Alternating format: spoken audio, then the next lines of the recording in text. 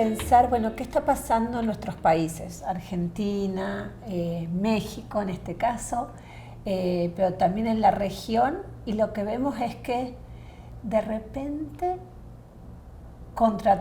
incluso más allá de todo lo que podríamos haber imaginado, soñado, el feminismo está presente. Está presente en las escuelas, está presente en la política, en las librerías. Yo recuerdo cuando hace unos años iba a buscar algún libro, por ejemplo, sobre feminismo, que tengo el recuerdo físico de tener que agacharme y buscar en el último estante. O sea, la forma en que lo recuerdo es porque es un recuerdo físico, de tener que estar de cuclillas y buscar. Y ahora, al menos en Argentina, y capaz que podés decir vos sobre eso, en Argentina está ahí. Es como todo el tiempo salen nuevos libros y es como parte ya del mainstream. Entonces, libros más vendidos. Entonces, eso me parece una novedad, algo muy mágico, pero también a veces eso nos puede generar un sesgo o creer que dejamos atrás ciertas estructuras, ¿no? ¿Qué quiero decir con estructuras? Todavía persiste la idea de que nos pasa que ser mujer, ser una persona que no se conforma con lo que se espera que sea el género, los roles de género, cuesta mucho, y todo lo que está asociado a lo femenino está degradado. Entonces, uno tiene la tentación, todo lo que estamos logrando, pero las mujeres mueren, son asesinadas por hombres. Una de las primeras causas de mortalidad de los adolescentes en América Latina son los accidentes de tránsito y lesiones de los varones adolescentes. ¿Y esto por qué está relacionado con el feminismo del género? Porque es una masculinidad educada en que para ser macho hay que asumir riesgos. Primero que hay que ser macho. ¿Y qué idea de masculinidad hay? Que hay que asumir riesgos. Y eso los mata también a ellos. Entonces, son cosas que a veces tenemos que recordar también, que hay mucho por hacer. Sí, a mí me parece que ha habido una reivindicación más fuerte en la toma de las mujeres en ir y protestar, justo para poder visibilizar como las situaciones en las que vive cada una de las mujeres de cualquier edad, ¿no? Hemos visto como protestas tanto en universidades por demandar las cuestiones de acoso sexual, ¿no? Hostigamientos que hay en contra de los maestros o incluso dentro de los alumnos. Recientemente pues ha habido denuncias públicas, ¿no? Ya hechas a partir de las redes sociales, en que las propias estudiantes han estado levantando la mano, ¿no? Y justo también retomando como estos movimientos en el Me Too, ¿no? Mexicano, que ha hecho que justo como no hay una pronta justicia, ¿no? Que todos los casos han quedado impunes, ha servido eso como de plataforma para también poder reivindicar ese derecho, ¿no? Decir, aquí estoy, véanme, he pasado por una situación de acoso, he pasado por un hostigamiento, he pasado por abuso sexual, ¿no? Entonces, eso también ha visibilizado mucho de las partes de ejercer este tipo de derechos propiamente en las redes, ¿no? Y también creo que estos movimientos masivos de los grupos feministas en salir ya directamente a protestar y poder visibilizar ciertos casos como es una problemática social, como es el caso de feminicidios o en casos de violencia sexual en contra de menores, pues ha sido una forma justo para tomar las calles, ¿no? Para poder ejercer esa expresión, para poder también denunciar propiamente como todas estas situaciones que se están viviendo en nuestros países. Creo que ha habido esta toma muy fuerte por parte de las mujeres, ¿no? No solamente sabemos que hay como brechas generacionales, pero que también se están juntando y que también están reivindicando esa parte y que están alzando las voces para que se pueda... La toma de la voz pública. Exactamente, y también la protesta cívica, ¿no? La toma de lo que es público, ¿no? También eso ha sido bastante bueno, ¿no? En el sentido de que se han estado fortaleciendo, se han estado también retomando esos derechos humanos, ¿no? Que son de las mujeres y que propiamente es una parte, pues justo de visibilizar lo que está sucediendo en cada una de nuestras regiones. Hubo un Me Too de periodistas, ¿no? Hubo también, sí, se hizo todo como vínculos entre diferentes como espacios, ¿no? Estaban los periodistas, pero también estaban como los acosadores en las universidades, estaban en diferentes organismos, ¿no? Entonces sí fue como visibilizar, decir, oigan, estamos trabajando con un acosador y no se ha hecho absolutamente nada en contra de esto, ¿no? Y generó todo una comunicación masiva de poder ver qué es lo que estaba pasando, ¿no? Y también movió muchas cosas, ¿no? En el sentido de que los hombres se sentían como amenazados de cierta manera, pero también era como decir, sí, pero aún vivimos como en este sistema patriarcal, en un sistema jurídico patriarcal que no favorece en lo absoluto el que nos puedan otorgar justicia, ¿no? En esa parte. Y justicia sobre todo cuando es así, cuando esto que mencionabas, cuando es tan estructural, intentarlo sola no sirve, ¿no? Y eso el feminismo lo sabe hace mucho tiempo, y hay algo del feminismo latinoamericano que es grandioso porque supone, bueno, es personal, pero es colectivo, y lo que vemos con los casos estos del Me Too mexicano. Entonces, sabemos que si estamos juntas, no solamente nos podemos proteger mejor de los ataques, sino que de cosas muy concretas, de ataques muy concretos. Nosotros estuvimos en este seminario estos 2 días, que fue un seminario organizado por CLACAI, que es un consorcio que trabaja por el aborto, contra el aborto inseguro, el aborto legal, el aborto seguro en América Latina, pero que en esta oportunidad nos abrimos a otras organizaciones y personas para pensar la libertad de expresión y los ataques contra el género. Y una de las personas que estaba ahí, que es una abogada, Sabrina, que es una abogada de una chica que denunció un caso de acoso sexual, contaba algo interesante, que es cuando alguien denuncia a una persona y está conectada con otras personas, aparecen otros casos más sobre la misma persona. Entonces eso evita o reduce la posibilidad de que te denuncien por difamación. Entonces, que es una de las formas de hostigarte y de evitar que sigas adelante con la denuncia. Hostigar, difamarte, estás calumniando, entonces que te viene una contradenuncia en los casos de acoso. Entonces, son aprendizajes muy concretos que lo están cambiando todo. Es una pedagogía y que incluso puede ayudar a otros grupos sobre otros temas. Cómo moverse colectivamente nos protege de distintas formas. No solamente porque nos sentimos más unidas, aprendemos, sino por este tipo de estrategias. Se reduce la posibilidad de que te denuncien por calumnias o injurias, por ejemplo. Creo que a partir de esta situación de reivindicar los derechos ha sido algo fundamental que muchos de los sistemas han utilizado para silenciar, censurar a los movimientos, ¿no? Y en este sentido han creado ciertas leyes o están promoviendo ciertas iniciativas justo con este tipo de delitos como, o cuestiones ya civiles como es la difamación, como es toda esta parte de hostigar o tratar de criminalizar este tipo de grupos.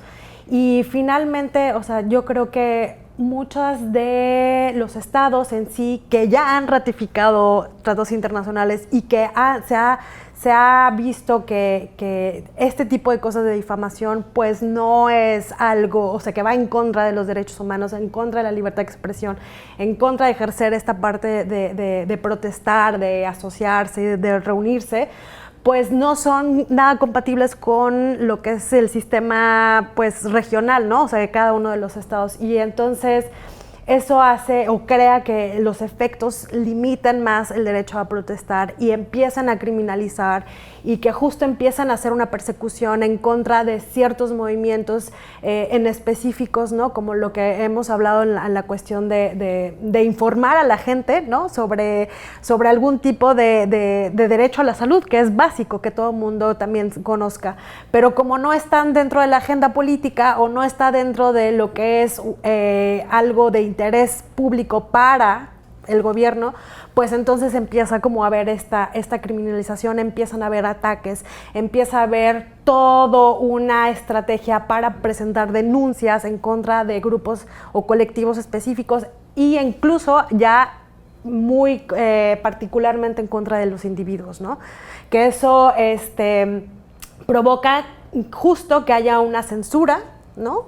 Y que además se prohíba a que se ejerza ciertos derechos, ¿no? Incluso como lo que habíamos hablado un poco de conocer cuáles son nuestros derechos reproductivos y sexuales, ¿no? Y lo que pasa ahí es que no tenemos la información porque nos están censurando desde dar, ¿no? un pequeño folleto, ¿no? De decir cosas como muy básicas, y eso pues resulta demasiado pues lastimoso y terrible, porque lo que no están viendo es que se está limitando esa parte de informar, esa parte de conocer mi derecho a la salud, ¿no? De tener acceso a esa parte de la salud. Y este tipo de normas son de verdad en contra de todos estos como tratados internacionales, en específico hacia las mujeres, ¿no? Que o sea, tanto CEDAW como el Comité de Derechos de las Mujeres en Naciones Unidas, en la Comisión Interamericana, ¿no? Y que va en contra de todas estas cosas que ya hemos avanzado, ¿no? Entonces, yo creo que cuando uno piensa, hay una relación que alguien podría decir que es ambigua de parte de organizaciones de mujeres y del feminismo respecto al derecho, que es: desconfiamos del derecho, pero al mismo tiempo le apostamos. Y yo no creo que eso sea un problema. Creo que es la actitud correcta. Lo conocemos lo suficiente para saber que muchas veces nos va a hacer trampa, pero es una apuesta. Y esto a mí me parece importante para los países de América Latina que han tenido gobiernos autoritarios. Entonces, hacer una apuesta, hacer una apuesta al derecho, entonces acá me sale como el sesgo de abogada, obviamente, ¿no? Que cree que, bueno, el derecho sirve para algo, es importante. Pero al mismo tiempo, tener muy presente, y lo tenemos, creo, nuestro aprendizaje. Sabemos que es importante a veces actuar en el nivel internacional. Hasta hace los comienzos de los 90, el Estado era el interés del Estado el que definía cuántos hijos teníamos que tener. Entonces, al Estado le interesaba que nos reproduzcamos mucho. Entonces, en Argentina, ese territorio enorme, poblemos la Argentina. Entonces, en la década del 70 se prohibieron los anticonceptivos. ¿Sí? ¿Por qué? Porque era interés del Estado poblar el territorio nacional. Acá en Perú, la esterilización forzada de determinados grupos. Había un interés del Estado que determinado grupo no se reproduzca.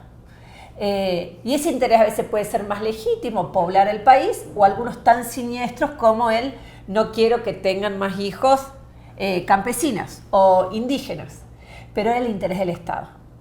Y las organizaciones de mujeres, el feminismo dijo: subamos al nivel internacional y empecemos a pelear porque cambie el paradigma. Y ahí aparecen la idea de derechos sexuales y reproductivos, donde se cambia el eje y está conectado con esto que decías. Y es ya la persona es quien decide y desea si quiere tener hijos. cuántos, con qué intervalos. Y esto pasó en la década de los 90. Entonces aprendimos, pienso en eso, que no es suficiente con que se aprendan un artículo. El artículo tal de la convención tal, sino también es una cuestión actitudinal. Entonces, ¿cómo empezamos a trabajar con las emociones, con los valores de estos operadores judiciales? Y estamos en esa, creo. En el momento que decimos, bueno, hicimos las reformas que había que hacer, internacionales, reformas legales. Hemos entrenado en el contenido de las leyes. ¿Y qué les pasa? Les pasa a muchos la internalización de la misoginia. Hay quienes pueden incluso tener esta internalización de forma muy inconsciente. Está la gente sátrapa, está la gente machista, está la gente que simplemente disfruta siendo cruel con los otros o castigando, de ahora se hacen las bravas, te querés divorciar, querés pedir la cuota alimenticia y quieren castigar ese desorden social que ellos ven como un desorden. Pero también están otras personas que tienen internalizado o que tenemos internalizadas algunas cosas que uno aprende. Por esto que vos mencionabas, es algo más estructural, entonces, que aprenden. Entonces, ¿cómo trabajamos para ir desandando eso? Que es actitudinal, emociones. ¿Por qué estás enojada? ¿Por qué tratas así a la persona que viene a pedir justicia? Entonces, creo que en este momento el feminismo se encuentra trabajando de distintas formas en la región, trabajando con las emociones, las actitudes. ¿Qué les pasa? ¿Por qué no hacen su trabajo en el Poder Judicial? Y tratando de entender un poco eso, más allá que sepan o no sepan tal artículo. Yo creo que desde, o sea, no solamente como que la parte del Estado, sí a través de normas, sí a través de políticas, sí a través de ciertas legislaciones y reformas y demás, pero más que nada todo comienza desde una parte familiar, desde la parte privada. Siempre hemos dicho esto de la violencia que se ejerce en lo privado también es público, ¿no? Porque nos están afectando a todas y a todos.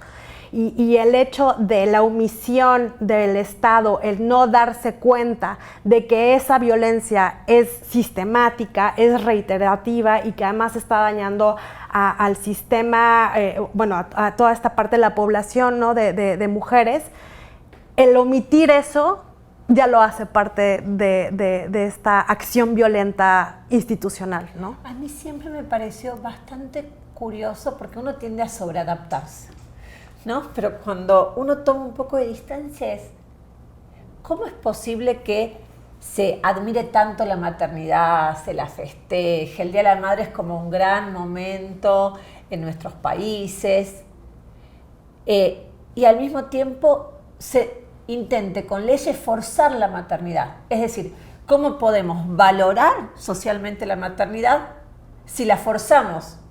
Entonces, ¿qué estamos valorando en la maternidad? ¿Que es forzada? No, o sí. Y esto ya está escrito. O sea, la idea de en un pedestal, la Virgen, la Madre, y ese pedestal siempre tiene su anverso y reverso. Ahí está intocable la maternidad, y el reverso, ¿cuál es? La penalización, por ejemplo, del aborto. La penalización del aborto, que el aborto es un evento reproductivo. O sea, cuando tomamos conciencia 2 segundos que estoy penalizando algo que ocurre en el cuerpo de las mujeres, y a veces puede ser un aborto espontáneo, lo que en algunos de nuestros países se llama perder un embarazo. Entonces tenemos en El Salvador mujeres penalizadas por haber tenido abortos espontáneos y los consideró homicidio agravado por el vínculo. ¿Agravado por qué vínculo? Por el vínculo, bueno, era mi hijo y lo maté. Pero tenemos entonces el caso paradigmático del aborto, que yo quiero, a veces digo, hay que insistir, tenemos que recordar esto. Las mujeres tenemos abortos. Capaz que no vamos a tener ninguno, capaz que voy a tener 1, capaz que voy a tener 3. Y 1 va a ser intencional y 2 van a ser espontáneos. ¿Cómo puede ser que el Estado, la única respuesta que tenga para darnos es penalización? Entonces, eso es bastante frustrante y si uno toma como perspectiva y lo mirás y decís, ¿cómo es posible? Pero no es solamente el aborto. En muchos de nuestros países, por años, y todavía hay hospitales donde se obstaculiza la ligadura de trompas. ¿Sí? Entonces, curiosamente, tenemos estas leyes de derechos sexuales y reproductivos, pero vas a una médica o un médico y te dice, bueno, pero tuviste solamente un hijo. Te podés arrepentir. Y vos decís, no, yo ya estoy bien con uno. No, capaz que te vas a arrepentir. Voy a protegerte de tu deseo ahora. Por las dudas te vayas a arrepentir. Entonces, no es solamente el aborto. Es casos como de ligadura de trompas y lo que vos decías, la seguridad física, que se puede ver amenazada en tu casa o en la calle, ya sea por violencia física, por acoso. Yo creo que todavía no somos completamente conscientes de a estas democracias todavía en transición, si se quiere, después de gobiernos autoritarios o de situaciones de mucha violencia, el aporte que le hizo los movimientos de mujeres y las organizaciones son profundamente democráticos. Y justamente porque son profundamente democráticos, tienen desacuerdos. Entonces, hay toda una discusión sobre trabajo sexual. ¿Es trabajo sexual o es prostitución en un sistema patriarcal donde en realidad no sos libre? No estás eligiendo ser prostituta, sino es el sistema. Entonces, por lo tanto, deberíamos ir con la estrategia de la abolición. Hay otros grupos que dicen no, esto es un trabajo y lo que tenemos que luchar es por leyes laborales, por ejemplo. Sobre cuidado, hay quienes dicen, ojo con el cuidado. El cuidado siempre nos ha encerrado en un lugar, nos ha llenado de estereotipos acerca de qué es lo que teníamos que hacer. Se espera de nosotros y nosotros esperamos las unas de las otras esta actitud maternal o del cuidado. Entonces, las mujeres no solamente son las principales cuidadoras de niñas y niños. La CEPAL tiene todas las investigaciones hechas sobre la economía del cuidado. ¿Cuánto tiempo le dedican las mujeres, los varones, a las tareas de cuidado de niños? Pero también las personas adultas mayores. Entonces, hago acá un paréntesis. Cuando los estados deciden no tener políticas de cuidado de niños, pero tampoco de algunas personas grandes, de adultas mayores, eso supone que el trabajo lo está haciendo alguien. Y la pregunta es, ¿quién?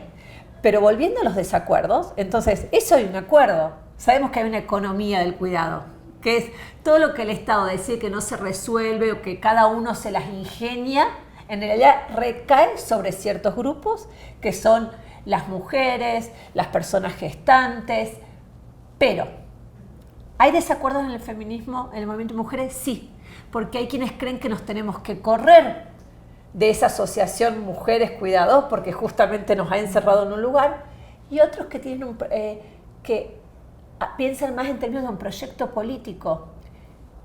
Nuestro aporte es decir, tenemos que promover las relaciones de cuidado, pero tenemos que acercar a los que fueron como los sujetos privilegiados, típicamente los varones con determinadas características, y decirles, aprendan a cuidar, aprendan a autocuidarse. Y esto es un proyecto político en algún punto distinto, y que es, no somos independientes. Todos tenemos relaciones de dependencia. Necesitamos, de que nacemos, necesitamos que alguien nos alimente. En algún momento de nuestra vida podemos enfermarnos y necesitar que alguien nos cuida. Podemos tener discapacidades que requieren que en algún momento bastante tiempo nos acompañen y nos cuiden. Entonces quizás el problema es el paradigma de una sociedad donde piensa todas las relaciones a partir de la independencia. Y eso no tiene que ver ni con las condiciones sociales en América Latina, ni con cierto ethos nuestro donde somos más colectivos que la idea de independencia, pero también porque el cuidado es algo valioso. Entonces, ni siquiera pensar solamente a partir de políticas de cuidado, sino queremos poner el cuidado como un valor social. Y otras dicen, ni loca. eso va a ser una trampa, vamos a terminar las mujeres, pero vamos a ser las feministas, las mujeres las que vamos a decir eso, vamos a terminar siendo nosotras las que estén dedicadas siempre al cuidado. Entonces, eso es otro de los desacuerdos que hay dentro del feminismo. Y el Michú, ahí quizás vos podés contar algo. El Michú mexicano es un típico ejemplo donde hubo discusiones dentro del feminismo de qué hacer frente a los acosos. Sí. Yo creo que a través de diferentes épocas eso es lo que nos ha dado o nutrido los movimientos sociales de feministas, ¿no? Que siempre han estado posicionando los temas de la agenda y siempre han puesto aquellos temas que creen que se necesita ir abordando. Y la fuerza, obviamente siempre va a haber desacuerdos, como en todos lados, pero siempre cuando es en pro de derechos de las mujeres para ir avanzando, creo que hay una agenda en común ahí. Y esto lo podemos demostrar justo en el movimiento de protesta que hubo hace 2 semanas en la Ciudad de México, en el sentido de que pusieron el hashtag no me cuidan, me violan. ¿Qué pasó en México? Que ahí fue como todas, sin importar como que de qué grupo pertenecías, ¿no? Todas nos juntamos justo para poder ir y decirles a el municipio o a la alcaldía de la Ciudad de México: hay una violación muy fuerte en contra de una menor hecha por un policía exclusivamente de la Ciudad de México y no se ha investigado. ¿Qué es lo que está pasando? ¿No? Hubo una violencia sexual en contra de una menor. Y también hay casos de feminicidios en la Ciudad de México porque no se ha hecho una alerta de género para poder investigar ese tipo de feminicidios. Entonces creo que esa agenda se conjunta, ¿no? Creo que cuando hay una agenda en común, todas nos apoyamos, todas salimos a la calle, todas salimos a protestar. Y también incluso justo con lo que pasó en Argentina, ¿no? Con lo del pañuelo verde, también en México se empezó a replicar, ¿no? Porque es una muestra de que independientemente que cada una de las organizaciones o cada uno de los colectivos o grupos feministas tengan su agenda, cuando existe algo importante que es de interés, ¿no? Público, entonces todas nos juntamos en hacerlo, ¿no? Y el hecho de manifestarnos, el hecho de protestar, el hecho de gritar y sacar esta parte de la rabia, ¿no? De decir, ya basta de que el sistema de justicia no avanza, de que siempre nos están criminalizando, de que recibimos esta revictimización porque el Ministerio Público o la autoridad no puede investigar un caso de manera eficaz, eficiente, y que además, para colmo, nos señalan como si nosotros hubiéramos sido las provocadoras, ¿no? Como si nosotros somos las culpables de todo lo que está sucediendo, ¿no? Eso es una forma de decir, ya basta. Ya no más queremos avanzar si no es a través de una cuestión judicial, hagámoslo político. Hemos ido construyendo un camino conjunto, entonces no es extraño que lo que ocurrió en Argentina, que sí tuvo una masividad y un impacto enorme, haya sido tomado por otros grupos y que es con esa apertura, porque insisto, es un movimiento profundamente democrático, donde el aporte no es solamente un aporte, nada más nada menos en el género, sino es cómo reclamar, no quedarse pasivo o pasiva cuando se te están violando los derechos, cuando sos marginado, cuando te tratan como basura. Bueno, salir a reclamar, usar un lenguaje de derechos, pero también la acción política, unir voces, tomar y ser parte del espacio público. Estamos en el espacio público y no nos vamos a ir.